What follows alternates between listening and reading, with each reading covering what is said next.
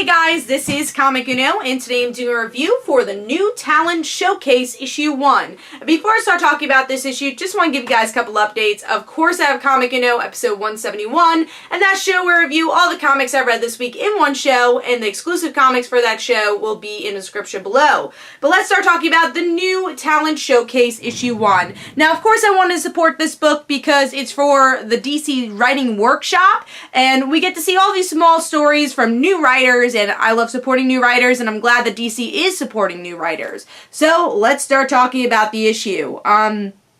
So here we get a collection of short stories. You can see in the back some little samples there. Let me see how many numbers there are.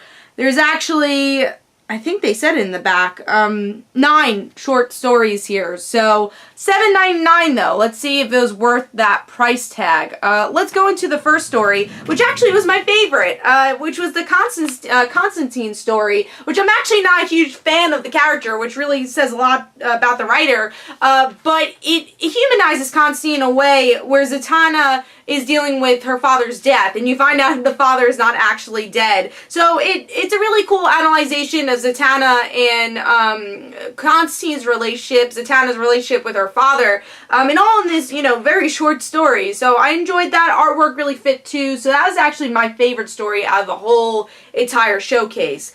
Then you move on to the Wonder Woman story, which is just kind of more of an action issue, her teaming up with the Flash. I think the art was a little bit distracting. It was very abstract the way it was, kind of blocky, so I couldn't get into that one as much.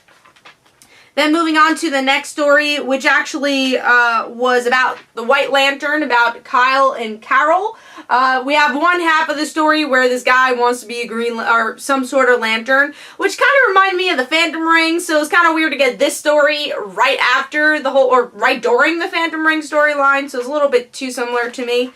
And then it's Kyle dealing with him getting an email from his father, and they're kind of estranged. And then Carol and Kyle having the anniversary, which also kind of feels off because this was from New Guardians, and that's not really going on right now. So I feel like it was a little bit too late to tell that story. Maybe because I wasn't a huge fan of the New Guardians book. And then we have Hawkgirl, who has a story, which was kind of cool to see her, as this detective. I didn't really like the artwork, though. I thought it was really simplistic. Just the line work didn't work for me. I didn't really like the art style either. It kind of felt muddy. So I didn't like the art, but I liked Hawkgirl kind of having a normal life and then going into her more alien life.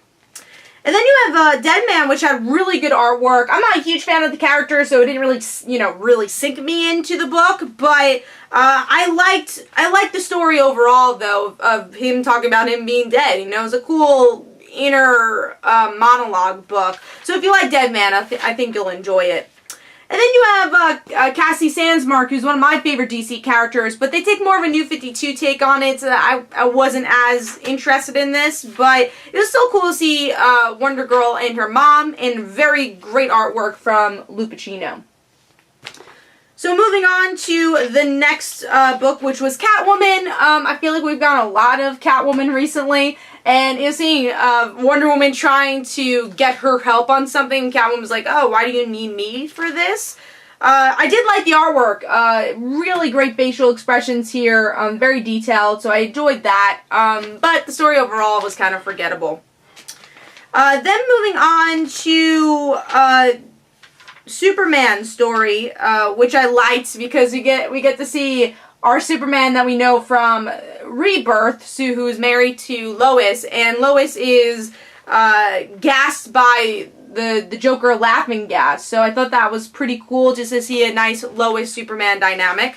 And then last we have Harley Quinn just escaping from something, which I think could have used a little bit more meat to it, but it was still Harley being Harley and trying to escape. And that is the full showcase. So overall, I do think it's worth picking up just to support new writers. There wasn't really a story that blew me away besides the Constantine one I enjoyed the most.